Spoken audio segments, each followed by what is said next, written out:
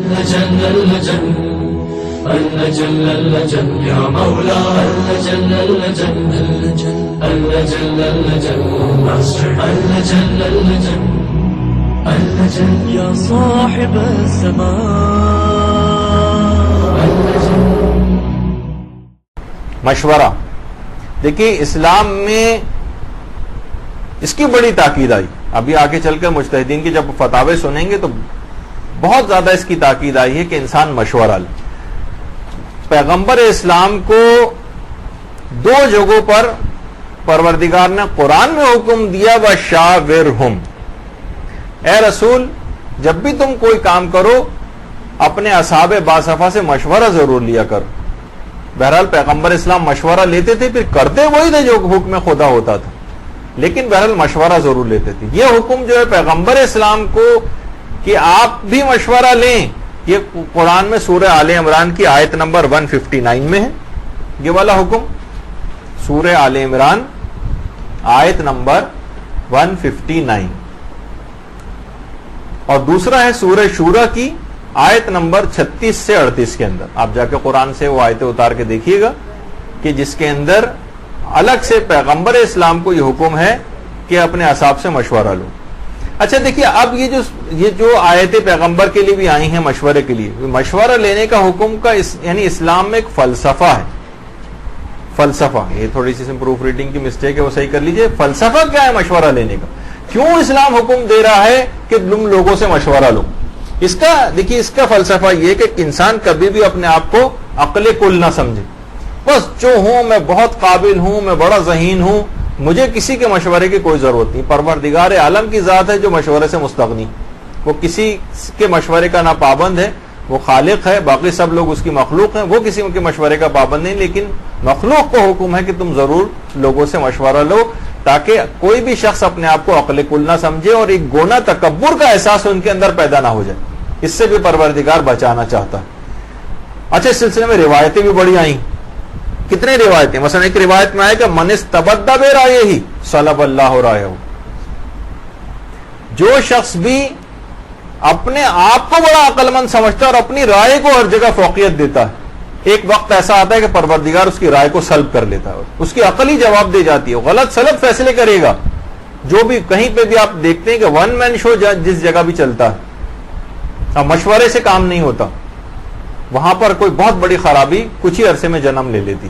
من استبد برائیہ، جو اپنی رائے کو فوقیت دیتا ہے، صلب اللہ رائہ، پروردگار اس کی رائے کو اور اس کی عقل ہی کو سلب کر لیتا. المشاورۃ عین الہدایہ، مشورہ ایک ایسی چیز ہے جس میں پروردگار عالم نے ہدایت رکھی، پکی پکی ہدایت ہے مشورہ. عین الہدایہ، بالکل پکی ہدایت. یعنی اگر آپ مشورہ لے رہے ہیں کسی سے جن کی جو بھی شرطیں کچھ بیان ہونے والی ہیں آگے کہ کن افراد سے مشورہ لینا، تو ایسا ہی ہے جیسے پروردگار عالم نے آپ کو بتا دیا کہ تم اس کام کو کرو یا نہ کرو. جو بھی وہ مشورہ مل رہا ہے ان کی زبان سے گویا وہ پروردگار کی طرف سے پکی پکی ہدایت ہے جو آپ کو مل رہی.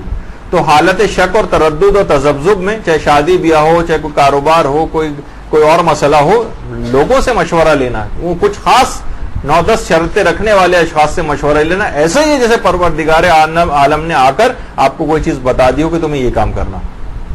لا ظہیر کالمشاورہ، کوئی بھی چیز مشورے سے بڑھ کر انسان کی مددگار نہیں. مشورے سے بڑھ کر کوئی چیز مددگار نہیں. من لم یستشر ندم، جو مشورہ نہیں لیتا وہ ہمیشہ ندامت اٹھاتا. مشورہ نہیں لیا آپ نے، ندامت اٹھائی. کتنی روایتیں اور ہیں. من اتبع عمران عن المشاورہ لن یہلک عمران عن المشاورہ، آج تک کبھی کوئی شخص کسی گڑھے میں نہیں گرا ہے مشورے کی وجہ سے، آج تک کبھی کوئی شخص نقصان میں گرفتار نہیں ہوا ہے کسی مشورے کی وجہ سے. اور باقاعدہ نہج البلاغہ میں تو امیر المومنین علیہ الصلوۃ والسلام فرماتے ہیں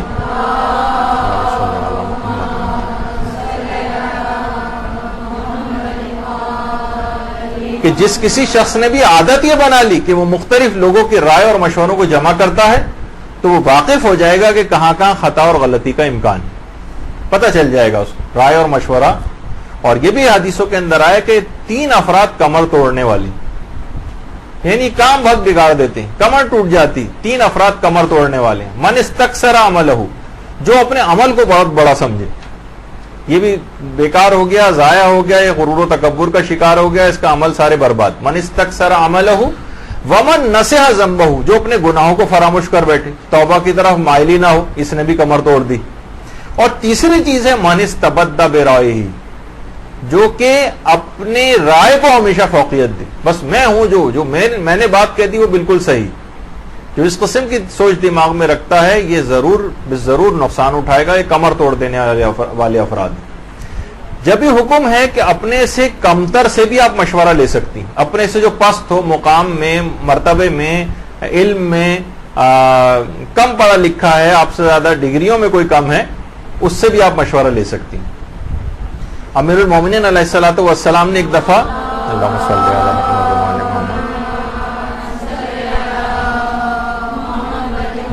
اپنے ایک صحابی سے مشورہ لیا کہ تم مجھے مشورہ دو، میں کیا کروں. امیر المومنین نے عقل کل، صحابی جو ہے حیران رہ کے کہنے لگا مولا مثلی استشیر و مثلک، میرے جیسا انسان آپ جیسے انسان کو مشورہ دے گا. تو روایت کا جملہ یہ ہے کہ شبہ المحضب، امام گویا غصے سے انگارہ ہو گئے اور کہنے لگے تم کہتے ہو کہ میں تم سے مشورہ نہ لوں؟ پیغمبر خدا تک اپنے اصحاب سے مشورہ لیا کرتے تھے. تو اپنے سے کمتر سے بھی مشورہ لیا جا سکتا ہے. اور یہی وجہ ہے کہ ابن ابی عمیر، بہت بڑا مقام ہے ابن ابی عمیر کا. فضیل سے روایت نقل کرتے ہیں ایک دفعہ چھٹے امام نے کسی کام کے سلسلے میں ان سے مشورہ مانگا.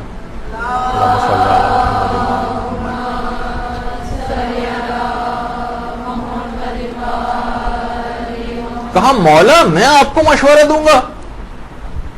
امام نے کہا ہاں جب مانگا جائے. تو دیکھیے امام نے اس میں 2 باتیں کہی. ایک تو امام نے پہلی چیز تو یہ کہ اگر مانگا نہ جائے تو ہر جگہ ٹانگ اڑانے کی ضرورت نہیں ہے، ہر جگہ جو ہے مشورہ مفت مشورہ دینے کی ضرورت نہیں ہے. آپ سے نہیں مشورہ مانگا گیا تو آپ نہ دیجیے، سوائے اس کے کوئی بہت بڑا نقصان آپ دیکھ رہی ہوں، مشورہ نہیں دوں گی تو بہت بڑا نقصان ہو جائے گا. امام نے روک دیا. سب سے پہلی تو چیز یہ ہے کہ امام نے فرمایا کہ ہاں جب مانگا جائے، یعنی نہیں مانگا جائے تو ٹانگ اڑانے کی ضرورت نہیں. تو دیکھیے اس میں ایک یہی بات ہے کہ بہت سارے افراد ہیں کہ ہر معاملے میں ٹانگ اڑاتے ہیں، شادی بیاہ میں ٹانگ اڑاتے ہیں، اور بہت سے تو ایسے ہیں جو ضمناً بیچ میں بات آ گئی، اتنی موضوع سے متعلق تو نہیں. ایک کیٹیگری افراد کی وہ ہے کہ جب دوسروں کی خوشیوں کا وقت آتا ہے تو یہ لوگ منہ پھلا کے بیٹھتے ہیں. شادی ہو رہی کسی گھر میں، اب وہ کہہ رہے ہیں فلاں نے مجھ کو یوں نہیں بلایا تھا، اور انہوں نے مجھے خط نہیں لکھا تھا، اور انہوں نے ہم سے مشورہ کیوں اس سلسلے میں نہیں کیا تھا، اور منہ پھلا کے بیٹھے ہوئے ہیں. وہاں ان کے گھروں میں خوشیاں ہو رہی ہیں اور یہ ان کی خوشیوں میں جو ہے نا رنگ میں بھنگ ڈالتے ہیں. بہت سارے افراد اس طرح سے ہر شادی بیاہ کے معاملات میں کچھ منہ پھلائے ہوئے رشتہ دار جو ہیں اس موقع پر موجود ہو جاتے ہیں. تو بہرحال اس طرح کی چیزیں جو ہیں یہ بہت ہی، کسی کے گھر میں خوشی ہے ان کو آدمی کرکرا کر رہا ہے، وہ لوگ بھی بیچارے جو ہے وہ پریشان ہو رہے ہیں. تو ایک تو اس کے اندر یہ کہ ہر چیز میں ٹانگ نہ اڑائی جائے، اور دوسرا ہے کہ اس کا پیغام کہ ہاں اپنے سے پست آدمی سے بھی مشورہ مانگا جا سکتا ہے جو ہم سے مقام اور مرتبے میں کم. حسن ابن جہانی یہ بھی ایک راوی ہیں، وہ کہتے ہیں کہ ہم 8ویں امام کی خدمت میں بیٹھے ہوئے تھے کہ امام کی خدمت میں موجود ہونے کے بعد 8ویں امام کے پاس 7ویں امام کا تذکرہ ہونے لگا. تو 8ویں امام نے فرمایا کہ میرے بابا کی عقل، یعنی 7ویں امام کی عقل ایسی تھی، فرماتے میرے بابا کی عقل ایسی تھی کہ ان عقلہ لا یوازن بہ العقول، کسی انسان کی عقل سے میری بابا کی عقل کا موازنہ نہیں کیا جا سکتا. 8ویں امام 7ویں امام کے متعلق کہہ رہے ہیں. لیکن ہم نے پھر بھی یہ دیکھا کہ 7ویں امام اپنے اصحاب سے مشورہ لیا کرتے تھے. تو جب پوچھا گیا کہ مولا، یعنی جو عقل کل ہو کہ کسی انسان کی عقل سے اس کا موازنہ نہیں ہو سکتا، اور امام اپنے حبشی غلام سے مشورہ لے رہے ہیں. پوچھا جاتا تھا مولا ایسا کیوں کر رہے ہیں؟ امام فرماتے تھے فتح اللہ علی لسانہ، تمہیں کیا پتا، ہو سکتا ہے کہ پروردگار میری ہدایت کا سامان اس غلام کی زبان پر ہی جاری فرما دے. جب بھی آپ کسی سے مشورہ لیتی ہیں نا، ابھی جیسے میں نے پہلے عرض کیا، تو آپ جو مشورہ لیں گی پھر یہ منہ سے جو بات نکالے گا مشورے کے طور پر، یہ پروردگار ہدایت کا سامان ہے جو اس کی زبان پہ جاری کر رہا ہے. یہ بہت بڑی بات ہے. تو بہرحال یہی وجہ ہے کہ نادر شاہ درانی آپ کو پتا ہے نا نادر شاہ درانی ایک چرواہا تھا, ایک گڈریا تھا, اتفاقات زمانہ کے تحت اس کے ہاتھ میں حکومت آ گئی تھی, بادشاہ بن کے بیٹھ گیا بہرحال. اب اس زمانے میں حضرت امیر المومنین علیہ الصلوۃ والسلام کے روضے پر اللہم صلی علی محمد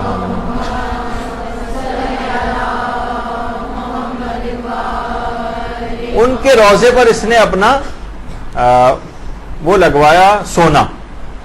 اب جب انجینئرز گئے انہوں نے کہا کہ کم سے کم امیر المومنین کے روضے پر کوئی ایک ایسی آیت جو امیر المومنین کی شخصیت میں بالکل فٹ بیٹھے, وہ تو کوئی نہ کوئی ضرور لکھوانی چاہیے. انہوں نے کہا کہ چلو ایسا کرتے ہیں, بادشاہ کے سامنے ذرا نمبر بھی بن جائیں گے. کہا کہ لوگوں کو جا کے پوچھا, بادشاہ سے پوچھ کے کون سی آیت لکھوائیں. لوگ گئے, بادشاہ نے کہا کہ وہ آیت لکھوا دو نا قرآن کی, ید اللہ فوق ایدیہم, خدا کا ہاتھ تمام انسانوں کے ہاتھوں پر فوقیت رکھتا ہے. حیران پریشان سارے انجینئرز, گڈریا, چرواہا, ان پڑھ, جاہل, اور ایسی بہترین آیت امیر المومنین کے لیے بتائی کہ شاید ہی کوئی اتنی فٹ بیٹھتی ہو. ید اللہ مولا کا لقب بھی, ید اللہ فوق ایدیہم, خدا کا ہاتھ تمام انسانوں کے ہاتھوں پر فوقیت رکھتا. حیران رہ گئے. کہا کہ بھائی دوبارہ پوچھ کر آؤ بادشاہ سے. دوبارہ گئے سب لوگ, کہا کہ کوئی آیت بتائیے. کہنے لگا کہ میں نے تو آج تک کبھی قرآن نہیں پڑھا, جاؤ جا کے کسی عالم سے جا کر پوچھو. یعنی خدا نے اس کی زبان پر وہ چیز جاری کر دی. دیکھیے مقام مشورہ کے اندر بعض اوقات ایسی چیزیں ہو جاتی ہیں کہ مشورہ اتنی اہم چیز ہے کہ زیادہ تر حالات میں استخارے پر مقدم ہے. میں بھی آگے چل کر اس کی تفصیل بتانے والا ہوں آپ کو علماء اور مراجع کی طرف سے. تو بہرحال یہ ایک ایسی چیز ہے کہ خدا اس کی زبان پر بھی چیز جاری کر سکتا. ایک بات اور کہ جب کبھی آپ سے کبھی مشورہ مانگا جائے, کیونکہ لوگ آپ ہی تو ضروری نہیں ہر ایک سے مانگے, آپ سے بھی لوگ مشورہ مانگ سکتے ہیں, تو ہمیشہ بالکل صحیح مشورہ دینا ہے. کوئی اپنے مفادات کو نہیں دیکھنا ہے, آپ نے کوئی اپنا کوئی ذاتی فائدہ نہیں دیکھنا ہے کہ اپنا فائدہ والا مشورہ آپ ان کو دیں. صحیح مشورہ دینا ہے. جب یہ روایتوں میں آیا کہ المستشار مؤتمن, جو جس سے مشورہ مانگا جاتا ہے وہ امین بن جاتا ہے. اب اگر اس نے مشورے کے اندر کوئی گڑبڑ کی تو اب یہ خیانت کا مرتکب ہوگا. اس طرح امانت میں کوئی خیانت کی جاتی. اچھا مثلا بہت سارے لوگ ہوتے ہیں, کسی نے مشورہ مانگا کہ بھائی فلاں لڑکی کے ساتھ مثلا کسی لڑکے کا رشتہ آیا اور آپ جو ہیں اس کی شادی, آپ نے سوچا کہ اس بیچاری کی عمر نکلی جا رہی ہے, شادی نہیں ہو رہی, بہت سی چیزیں اس کے اندر اس طرح کی ہیں کہ مشورہ اس کے برخلاف آپ کو دینا ہے, لیکن آپ نے ذرا تعریفیں کر کے کہ چلو اس بیچاری کا ہو جائے, بیچاری کا کہہ کے اس لڑکے کو مثلا غلط پھنسا دیا, یا اس کا وائس ورثہ الٹا کر لیں. لڑکے کا کوئی مسئلہ ہے, آپ نے جو ہے نا زبردستی کی تعریفیں کر کے اس لڑکی کو وہاں پہ پھنسا دیا. اسی طریقے سے بہت سارے بیماروں کے حوالے سے جو مشورے ہوتے ہیں, تو ہمیشہ صحیح مشورہ دینا ہے. صحیح, اس میں کسی بھی طرح کی چیزوں کا وہ نہیں دیکھا جائے گا کہ مثلا ہماری کوئی کزن کا اچھا رشتہ آیا ہوا کہ اس کی شادی بہت اچھی جگہ پر ہو جائے گی تو لوگ اس میں رخنہ اندازیاں کرتے ہیں اور شادیاں غلط سلط مشورے دے کے وہاں پہ نہیں ہونے دیتے. تو بہرحال یہ ایک ایسی چیز ہے کہ ہمیشہ صحیح مشورہ دینا چاہیے کیونکہ وہ مشورہ دینے والا امین بن جاتا ہے. اچھا غلط مشورہ اگر آپ نے دیا, اس کے بہت زیادہ نقصانات. اگر آپ نے غلط مشورہ دے دیا تو ایک روایت میں ایک نقصان تو کم سے کم یہ ہے کہ پرور سلب اللہ عقلہ, خدا اس کی عقل ہی کو سلب کر لے گا. عقل سلب ہو جائے گی اس کی, ایسے غلط فیصلے اپنی زندگی میں کرے گا غلط مشورہ دینے کی وجہ سے. من غش للمسلمین مشورۃ فقط بریت منہ, پیغمبر فرماتے ہیں کہ جس کسی نے بھی کسی مسلمان سے مشورے میں کوئی گڑبڑ کی اور دھوکہ دیا مشورے میں, کسی کو غلط مشورہ دیا, فقط بریت منہ, اس کا اور میرا تبرے کا رشتہ. تبرہ جو آپ دشمنان اہل بیت پہ کرتی ہیں, یعنی میرا اور اس کا تبرے کا رشتہ پیغمبر فرماتے ہیں. تو کبھی کسی کو غلط مشورہ نہیں دینا, یہ کہ اہم بات ہے. اچھا کبھی بھی آپ مشورہ اگر کسی سے لے لیں, یا تو مشورہ نہیں لینے چلیں, اپنے عقل سے کام کر لیا آپ نے, لیکن اگر آپ نے کبھی مشورہ لیا تو پھر اس مشورے کی مخالفت نہ کریں. استرشد العاقلہ فلا تاسوہ فتندما, حدیثوں میں آیا کہ اگر کسی نے کسی سے کوئی مشورہ لیا, عاقل سے تم نے مشورہ لیا, فلا تاسوہ, خبردار اب اس کی مخالفت نہ کرنا, فتندما, اگر تم نے مخالفت کی تو خود ہی تم ندامت اٹھاؤ گے. تو بہرحال روایتوں میں بھی یہ چیز آئی کہ جب بھی کوئی شخص مشورے کے خلاف کوئی کام کرے اور ہلاکت میں گرفتار ہو جائے, پریشان ہو جائے, کیونکہ مشورے کی مخالفت کر لی تو ہمیشہ اپنے نفس کو ملامت کرے, کسی اور پر اس کی ذمہ داری نہ ڈالے, ہمیشہ اپنے آپ سے کہے کہ میں نے ہی یہ گڑبڑ اور غلطی کی تھی. اچھا, اب لوگ جو ہیں مثلا بہت سے لوگ خواتین سے مشورہ لے کر اس کی مخالفت کرتے ہیں, کہتے ہیں دیکھیے روایتوں میں آیا کہ عورت سے مشورہ لو اور اس کی مخالفت کرو. تو یہ تو پچھلی دفعہ بھی بات بیان ہو گئی تھی کہ جو اس قسم کی روایتیں ہیں وہ صرف اور صرف ایک خاص واقعے کے تناظر میں ہیں جب جنگ جمل واقع ہو رہی تھی. اس موقع پر امیر المومنین نے اس عورت کا نام نہیں لیتے تھے, ان کا نام نہیں لیتے تھے عزت و احترام پیغمبر کی وجہ سے, لیکن لوگ سمجھ جاتے تھے کہ کس عورت کی بات ہو رہی, کیونکہ ساری زندگی امیر المومنین نے وہ باتیں نہیں کہیں, وہ صرف آدھے سال کی زندگی میں 62.5 سال کی زندگی کچھ اور تھی, لیکن وہ جو خاص طور پر عورتوں کی مذمت کی ہے وہ ایک خاص عورت مراد ہوتی تھی. تو بہرحال, اور اسلام میں دیکھیے ویسے بھی کوئی جینڈر, کوئی ڈسکریمنیشن نہیں, جو بھی متقی اور پرہیزگار ہے چاہے مرد و عورت اس کے لیے اسی طرح سے جنت ہے, اس میں مردوں کو کوئی خصوصیت نہیں ہے. ہاں ذمہ داریاں البتہ دونوں کی الگ الگ, ورنہ بہت ساری ایسی چیزیں جس میں حضرت زہرا کو فوقیت ملتی ہے, کتنی حدیثیں ایسی ہیں, یعنی بظاہر لگتا ہے کہ فوقیت ہے, کہ پیغمبر کی وہ حدیث کتنی مشہور ہے کہ اگر میں نہ ہوتا تو پروردگار کائنات کو پیدا نہ کرتا, اور علی نہ ہوتے تو خدا مجھے پیدا نہ کرتا, اور اگر فاطمہ نہ ہوتی تو خدا مجھے اور علی کو پیدا نہ کرتا.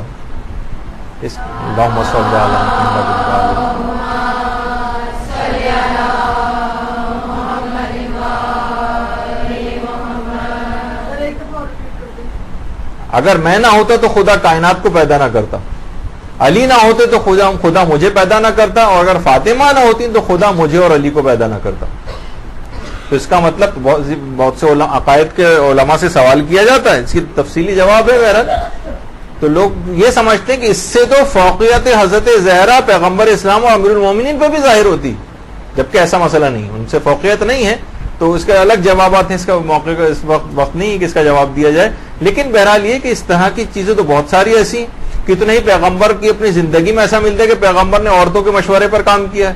حضرت ام سلمہ کے مشورے پر پیغمبر نے سر کو منڈوایا تھا, جب مسلمان سر منڈوا کر احرام اتارنے کو تیار نہیں ہو رہے تھے, بھی صرف میں نے اشارہ کیا, ورنہ ایک تفصیلی واقعہ ہے.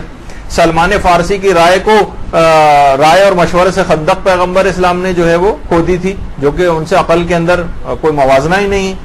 تو بہرحال مشورہ لے کر انسان مخالفت نہ کرے, یہ ایک چیز ہے, ورنہ وہ نقصان اٹھائے گا. اچھا, اب کن لوگوں سے مشورہ لیں؟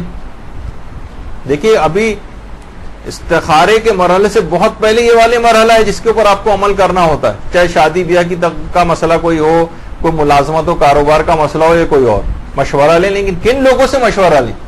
دیکھیے, انا لمشاورت حدودھا, مشورے کی کچھ حدود اور قیود ہیں. ایسا نہیں کہ ہر راہ چلتے شخص سے, ہر سہیلی سے, ہر فاسق و فاجر رشتہ دار سے مشورہ نہیں, ایسا نہیں ہے. مشورے کی کچھ حدود ہیں کہ ان لکل استشارہ حدود کانت مضرتها اکثر من منفعتها. حدیث میں آیا کہ بے شک مشورے کی کچھ حدود ہیں, اور اگر تم نے ان حدود کو نہیں پہچانا تو مشورے سے جو نقصان ہے وہ زیادہ ہو جائے گا, فائدہ کم ہو جائے گا. مشورے سے نقصان زیادہ ہو جائے گا, فائدہ کم ہوگا اگر تم نے حدود مشورہ کو نہیں پہچانا. کن افراد سے مشورہ لیں؟ اب روایتوں میں وہ چیز بیان ہوئی. سب سے پہلے تو چیز یہ کہ جس کسی سے بھی مشورہ لیں, اس کو متقی اور پرہیزگار ہونا چاہیے. متقی اور پرہیزگار. اگر آج وقت بچا کچھ تو اس کے اوپر تفصیل سے ہم گفتگو کریں گے, شاید آخر میں بالکل, لیکن ابھی میں اس کو فی الحال اس کو نہیں لانا چاہ رہا ہوں. تو بہرحال جس سے کسی سے بھی آپ مشورہ لیں اسے متقی اور پرہیزگار ہونا چاہیے. ایک چیز ہو گئی. اس کے بعد یعنی ہر فاسق و فاجر شخص سے مشورہ نہیں لے سکتے, کیونکہ جو شخص اپنے پروردگار سے ہی وفا نہیں کر رہا ہے وہ آپ سے مشورے میں کیا وفا کرے گا. تو اس وجہ سے متقی پرہیزگار سے مشورہ لیں. دوسری چیز, جس سے بھی مشورہ لیں اسے عاقل ہونا چاہیے, عقل مند. انا مشاورت عاقلۃ الناس یمن و رشد و توفیق من اللہ. کتنی حدیثوں کے اندر بھی آتا ہے کہ کسی عاقل شخص سے مشورہ لینا, یعنی بے وقوف نہ ہو, معاشرے میں بے وقوف اور احمق مشہور اس سے مشورہ لے رہے, کسی کے اپنی خود الٹے سیدھے فیصلے کرتا ہے زندگی میں, اس سے مشورہ لے رہے ہیں, نہیں, عاقل شخص سے مشورہ لینا, کیونکہ عاقل شخص سے مشورہ لینا اللہ کی طرف سے ہدایت اور توفیق اور مدد ہے آپ کی. تو ایک تو چیز یہ ہو گئی. اچھا, ضروری نہیں عاقل سے مراد کہ کوئی بہت بڑا پی ایچ ڈی, کوئی بہت بڑا عالم فاضل, بہت اسی سے مشورہ نہیں. معاشرے کے اندر جو جس کی عقل بالکل صحیح ہے, اچھا ہے, دیانتدار آدمی ہے, متقی پرہیزگار ہے, نارمل سے جو افراد ہوتے ہیں ان سے آپ مشورہ لے سکتے ہیں. تیسری شرط یہ ہے کہ جس سے بھی آپ مشورہ لیں اس ایک تجربہ کار بزرگ ہو تو زیادہ اچھا, بشرطے وہ سب خصوصیات بھی پائی جائیں. داڑھی منڈے ہوئے تجربہ کار بزرگ نہیں چاہیے اس کے اندر. مثلا یہ کہ جو متقی پرہیزگار بھی ہو, عاقل ہو, تجربہ کار بزرگ. جب بھی نہج البلاغہ میں امیر المومنین فرماتے تھے نا کہ مجھے تجربہ کار بزرگ کی رائے جوان کے جوش و ہمت سے زیادہ پسند, کیونکہ جوان ہر چیز میں, ہر خطرے میں چھلانگ لگانے کو تیار ہوتا ہے. تجربہ کار بزرگ ایسا نہیں کرتا, جذبات کی رو میں بہکتا نہیں. دیکھیے بہت سی چیزیں ایسی ہیں جب آگے چل کر ہماری جو اگلی نشستیں آنے والی ہیں اس کے اندر ایک پوری گفتگو ہماری تقیہ کے عنوان پر ہوگی کہ آج کل کے دور میں اس کی کیا امپورٹنس ہے. تو بعض اوقات یہ ہوتا ہے کہ صرف چند ایک نوجوان ایسے شتر بے مہار کی طرح جو آزاد ہوتے ہیں, بعض اوقات پوری پوری قوم کو ڈبو دیتے ہیں. ایسی فسادات کی آگ بھڑک جائے گی ان کے دو ایک کام عمل کرنے سے کہ پوری قوم جو ہے ماری جائے گی اس چکر میں. تو نوجوان تو ہمیشہ خطرات کے اندر چھلانگ لگانے کو تیار رہتے ہیں. جب ہی کہا امیر المومنین نے کہ تجربے کار بزرگ کی رائے جوان کے جوش و ہمت سے زیادہ پسند. اچھا, اسی طریقے سے اس کے بعد پیغمبر نے 3 کیٹیگریز افراد کی بتائیں, خبردار ان سے مشورہ نہ لینا. بزدل سے مشورہ نہ لینا, کنجوس سے مشورہ نہ لینا, اور حریص سے مشورہ نہ لینا. نمبر 1, بزدل سے نہ لینا. ایک شرط یہ ہوگی بزدل سے مشورہ نہیں, کیونکہ اتنا ڈر کے آپ کو مشورہ دے گا کہ آپ کو کوئی کام کرنا ہی نہیں دے گا. نہیں, یہ کام نہ کرنا, ارے یہ کام نہ کرنا, ارے یہ نقصان, ارے وہ نقصان, کوئی کام ہی نہیں کر سکتے. اس سے مشورہ لے کے کیا کریں گے, وہ تو آگے ہی نہیں بڑھنے دے رہا ہے. بزدل عمومی زندگی میں بھی جو اس قسم کے ہر چیز میں بہت زیادہ ڈرتا ہو اور ہر وقت احتیاط احتیاط احتیاط کہہ کے آپ کو پیچھے کرتا رہتا ہو, اس سے مشورہ لینے کا فائدہ نہیں. بزدل سے نہیں. کنجوس سے مشورہ نہ لینا, بخیل سے, یعنی ہر وہ تمہیں مشورہ دے گا جس میں تمہارا نقصان اور اس کا فائدہ ہوگا. دیکھیے کہا جاتا ہے کہ پرچے جب بھی چیک کروائے جائیں, تعلیمی نفسیات میں ایک چیز ہے, ہمیشہ اس سے چیک کروائے جائیں جس کے خود بہت اچھے نمبر آتے رہیں. ورنہ جو خود پاسنگ مارکس, گریس مارکس لے کے پاس ہوتا رہا ہو, تو وہ اگر کسی کو 45 نمبر بھی دے گا تو سوچے گا بہت زیادہ دے دی, خود میرے تو اپنے 40 ہی نمبر آتے تھے, میں تو خود 33 نمبر دیتا رہا ہوں, تو 40 بھی بہت سمجھے گا دیتے ہوئے ہو. تو ایک یہ بھی نفسیات ہوتی. ہمیشہ کنجوس ایسا مشورہ دے گا کہ چمڑی جائے پر دمڑی نہ جائے, اس قسم کا مشورہ دے گا, یعنی جان بچ جائے پیسہ ذرا سا نہ جائے. حرام اسکیموں میں پیسہ لگا دے گا, آپ کو ایسا مشورہ دے گا کہ بھائی اس فلاں اسکیم کے اندر پیسہ لگاؤ, آپ کہیں گے بھائی تو حرام ہے, کہے گا حرام کو چھوڑو, پیسہ تو ٹھیک ہے زیادہ آ رہا ہے نا. بہت سارے ایسے افراد ہوتے ہیں, کتنے پریشان ہوتے ہیں لوگ کہ انہیں بتایا جائے کہ بھائی گورنمنٹ کی اسکیموں کے اندر جو پیسہ لگایا جاتا ہے اس میں 50% غریب کو دینا ضروری ہو جاتا ہے اکثر مہاراجے کے فتوے میں. مانتے ہی نہیں, پورے کا پورا پیسہ استعمال کرنا حرام ہو جاتا ہے اس کا. تو ایسے کنجوس ہمیشہ ایسا مشورہ دے گا, وہ تو بہت نقصان سمجھے گا, خمس دینے کو بھی نقصان سمجھے گا, صدقہ دینے کو بھی نقصان سمجھے گا, 50% انعام کی رقم کا یا 50% پروفٹ کی رقم کا غریب کو دینے میں بھی نقصان سمجھے گا. مشورہ ایسا آپ کو دے گا کہ آپ کہ حرام چیز میں پیسہ لگ جائے چاہے, لیکن پیسہ کہیں ضائع نہ ہو. اور تیسری چیز پیغمبر نے جو فرمائی کہ حریص نہیں ہونا چاہیے, حریص نہ ہو, لالچی نہ ہو, کہ وہ دنیا اور آخرت کی ہر برائی کو تمہارے سامنے اچھائی بنا کر پیش کرے, کیونکہ وہ لالچی ہے نا, اسے تو ہر صورت میں فائدہ درکار ہے. تو اس سے مشورہ نہ لینا. اچھا, اسی طریقے سے جو مشورے کی اور شرطیں ہیں کہ جس سے بھی آپ مشورہ لیں اس کو آپ کا دوست, ہمدرد اور خیرخواہ ہونا چاہیے. یعنی ایسا نہ ہو کہ وہ کہے بھائی مشورہ دے تو رہا ہوں, نقصان ہوگا تو میرا کیا, اسی کا نقصان ہوگا, یہ بھگتے گا خود. نہیں, ایسا نہیں. وہ آپ کے نقصان کو اپنا نقصان سمجھے, وہ پریشان ہو جائے کہ بہن اس کو اگر اس قسم کا کوئی اس کو نقصان ہوا تو آپ کے نقصان کو اپنا نقصان سمجھے, آپ کا دوست ہو, آپ کا ہمدرد ہو, آپ کا خیرخواہ ہو. ایک یہ چیز ہے جس کا خیال رکھنا چاہیے. جس کسی سے بھی مشورہ لیں آپ اس کو آپ کا رازدار ہونا چاہیے. آپ تو مشورہ لے رہے ہیں اس سے, ظاہر ہے مشورہ لینے میں بہت سی باتیں بتائی جاتی ہیں، وہ اب آپ نے رازداری سے مشورہ اس سے لیا اور اس نے دوسروں میں سب آپ کی باتیں بیان کر دی. آپ کا رازدار ہونا چاہیے، آپ کی بات کو سیکریٹ رکھنے والا ہو. ایسا نہ ہو کہ ہر آدمی کو اعتماد میں لے کے کہے کہ دیکھو کسی اور کو مت بتانا، انہوں نے فلاں چیز مجھ سے پوچھی تھی، مشورہ مانگا تھا، مکان اپنا بیچنے والے ہیں وہ، یا بیٹی کی ان کی فلاں جگہ سے مثلا رشتہ آیا ہوا ہے، یا کوئی بھی اس قسم کا. تو پورے خاندان کے اندر بی بی سی جو ہے وہ بنے ہوتے ہیں بہت سارے لوگ، ہر جگہ بات کو پھیلا دیتے ہیں. آپ کا رازدار ہونا چاہیے، رازدار آپ کی باتیں دوسروں کو بتاتا نہ پھر، جس کسی سے بھی آپ مشورہ لیں. مشورے کی حد تک آپ کی معلومات اور اس کی معلومات برابر ہونی چاہیے. یہ بڑا اہم مسئلہ. کبھی بھی نامکمل معلومات دے کر مشورہ لیں گے تو نقصان ہوگا.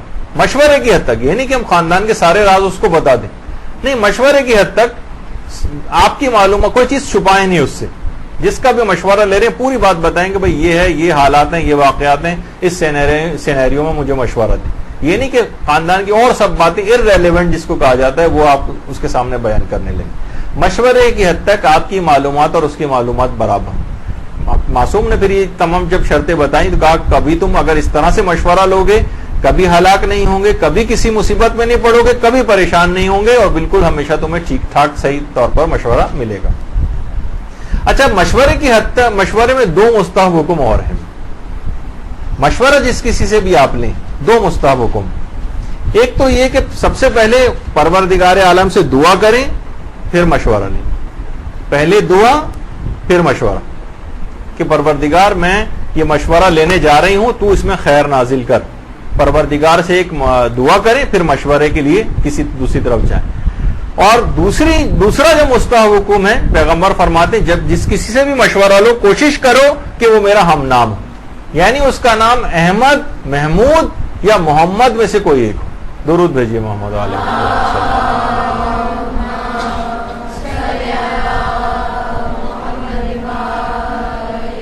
یعنی دوسرے الفاظ میں یہ تمام شرطیں رکھنے والے شخص میں ایک ایڈٹ بات یہ اگر ہو جائے کہ پیغمبر کا ہم نام ہو تو ہمیشہ اچھا مشورہ ملے گا. لیکن ان شرطوں میں سے کوئی ایک کم ہو اور نام کتنا ہی اچھا ہو.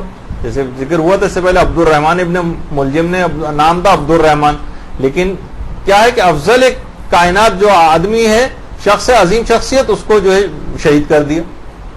نام کتنا اچھا اس کا، اور کرتوت کائنات کا سیاہ ترین کردار اس کا. تو بہرحال یہ نام اگر ہے تو اس میں وہ خصوصیات بھی ہوں جو اس سے پہلے آپ نے ابھی سنی. اچھا، اب مقام مشورہ میں جیسے کہ غیبت کی جب ہماری گفتگو ہوئی تھی اس وقت بھی اس چیز کا تذکرہ تو آیا تھا کہ مقام مشورہ میں غیبت کرنی بھی واجب ہو جاتی ہے، اور کبھی غیبت جائز ہو جاتی ہے. غیبت واجب کب ہوتی ہے کہ جب آپ دیکھ رہی ہو کہ نہیں، اب اگر میں نے صحیح مشورہ سے نہیں دیا یا مشورہ نہیں دیا اور یہ والی جو باتیں ہیں یہ نہیں بتائی میں نے اس آدمی کی شخصیت کے متعلق، تو یہ لوگ پھنس جائیں گے، ساری زندگی سر پکڑ کے روئیں گے، اس آدمی کا کاروبار ٹھپ ہو جائے گا، یہ شخص فراڈیا ہے، یہ پیسے لے کر بھاگ جائے گا، میں نے نہیں بتایا تو اس مومن کا نقصان ہو جائے گا. اس موقع پر تو واجب ہے کہ غیبت کریں. اور کچھ موقع ایسے ہیں کہ جس میں صرف فقط جائز ہوتا ہے، واجب تو نہیں ہوتا، فقط جائز ہے. مثلا کسی نے آپ سے پوچھا نہیں، صرف ویسے ذکر کیا کہ بھائی میں اپنی بیٹی کی شادی فلاں رشتہ آیا ہوا میں اس سے کرنا چاہتا ہوں. اب آپ کو بہت سی باتیں پتہ ہیں، آپ مناسب نہیں سمجھتے بتانا ان لوگوں کو، لیکن یہ کہ آپ دیکھ رہے ہیں کہ نہیں یہ لوگ پھنس جائیں گے، بہت برے طریقے سے ان کی لڑکی جو ہے متاثر ہو جائے گی، بہت برے لوگ ہیں، آپ کو ان کی تمام باتیں پتہ ہیں. ایک تو وہ والا نہیں کہ ہماری کسی سے ذاتی دشمنی چل رہی ہے اور ہم اپنے علاوہ دنیا میں کوئی اچھا آدمی ہمیں نظر ہی نہیں آتا تو ہر آدمی کی برائی کر رہے ہیں اور رشتے رکوا رہے ہوں. نہیں، کوئی بہت بڑا کوئی شرابی ہے، کوئی مثلا بے نمازی ہے. بے نمازی بھی کوئی معمولی چیز نہیں ہے. لوگ سوچتے ہیں کہ بے نمازی کوئی بات نہیں، بینک میں اچھی جاب کر رہا ہے، گاڑی واڑی ہے، کوئی مسئلہ نہیں. نہیں، شرابی، بے نمازی، اس قسم کی یہ تو بہت بڑی بڑی چیزیں ہیں تو بتائی جا سکتی. تو بہرحال مقام مشورہ میں کبھی غیبت جائز ہوتی ہے، کبھی غیبت واجب ہوتی. اچھا، مشورے میں کتنی غیبت کر سکتے ہیں؟ صرف اتنی غیبت کر سکتے ہیں جتنا مشورے سے تعلق ہے جس کا.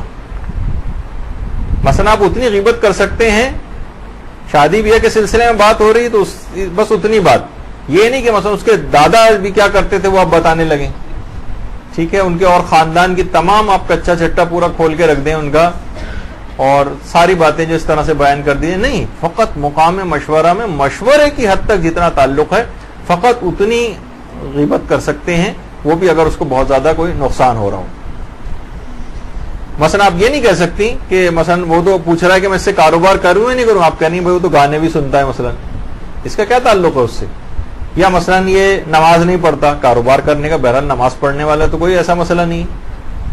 تو اس طرح کی بہت ساری چیزیں ہیں۔ تو بہرحال پہلا مرحلہ ہے تقوی سے فیصلہ کریں گے، دوسرا مرحلہ ہے اگر احتیاط ممکن ہو تو احتیاط کریں گے، تیسرا مرحلہ تھا کہ مخالفت النفس اگر ممکن ہو تو وہ کریں، اگر ہم مخالفت النفس نہیں کر سکتے، ہمیں پتہ ہی نہیں کہ کس طرح سے اس بات کو استعمال کیا جاتا ہے، تو پھر چوتھا مرحلہ اہم ترین تھا کہ استشارہ کریں، استشارہ، مشورہ لیں۔ اچھا، مشورے کے اندر کیا یہ ضروری ہے کہ ان شرائط کے حامل فقط ایک آدمی سے مشورہ لیا جائے یا متعدد افراد سے بھی لے سکتے ہیں؟ جواب ہے متعدد افراد سے بھی لے سکتے ہیں، بہت سارے افراد سے لے سکتے ہیں، لیکن وہ سب شرطیں ہونی چاہیے جو بھی آپ نے سنی۔ یعنی کچھ میں اگر کچھ شرطیں کم ہوں، مثلا متقی پرہیزگار ہے، سب کچھ ہے، لیکن آپ کا رازدار نہیں، عاقل ہے، ٹھیک ہے، اور آپ کا دوست ہمدرد اور خیرخواہ ہے، لیکن کوئی اور شرط اس کے اندر کم ہے مثلا، تو شرطیں اگر کچھ افراد جس میں ساری شرطیں پائی جا رہی ہیں اور کچھ میں کم ہے تو پھر تو یقیناً ان افراد کی بات مقدم ہوگی جن میں ساری شرطیں۔ لیکن اگر اتنی شرائط کے حامل کئی افراد ہیں تو آپ کئی افراد سے بھی مشورہ لے سکتی ہیں۔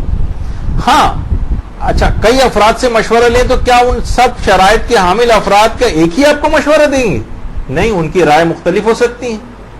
یعنی مشوروں میں جب معارضہ اور ٹکراؤ ہو جائے،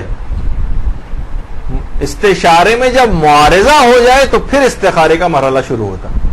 اللجن اللجن اللجن اللجن یا مولا اللجن اللجن اللجن اللجن ماسٹر اللجن اللجن اللجن يا صاحب السماء